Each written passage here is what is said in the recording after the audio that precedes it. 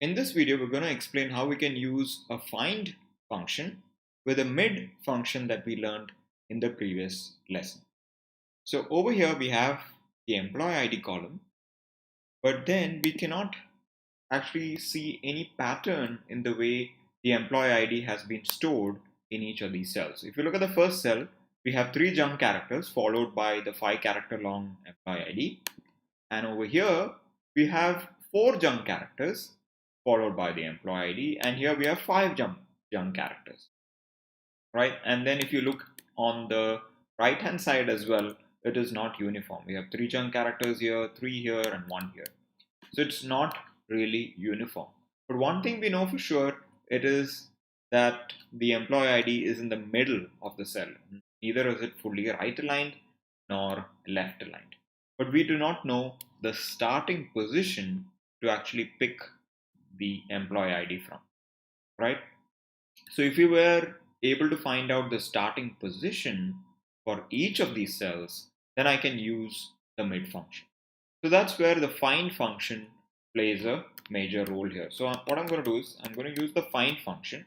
So what are the parameters it asks over here? So there are 3 parameters, one of which is optional. So we'll understand that in a little bit. So it's asking us here, what is the text that you need to find? So basically we want to extract the employee ID. So if all employee IDs are starting with capital letter A, so I just provide that in find text. And then where do we want to find this capital A? That is what we have to provide for the parameter within text. So I will select the B3 cell. So it's basically going to search capital letter A in cell B3, right?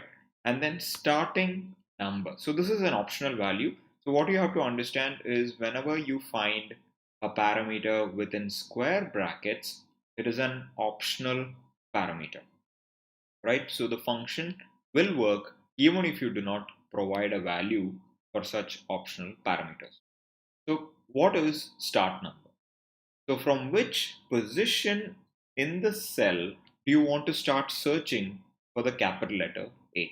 Since we know that it is not uniform for each of the 3 cells, I would want to start searching right from position 1 of the cell. So even if I leave it blank, it is always going to start searching from position 1. So if I do this now, I get that the starting position of the employee ID is character position 4, which is exactly right.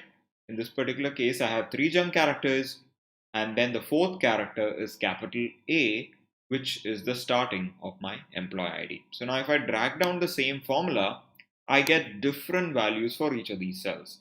So they are correct. So I have 5 and here I have 6.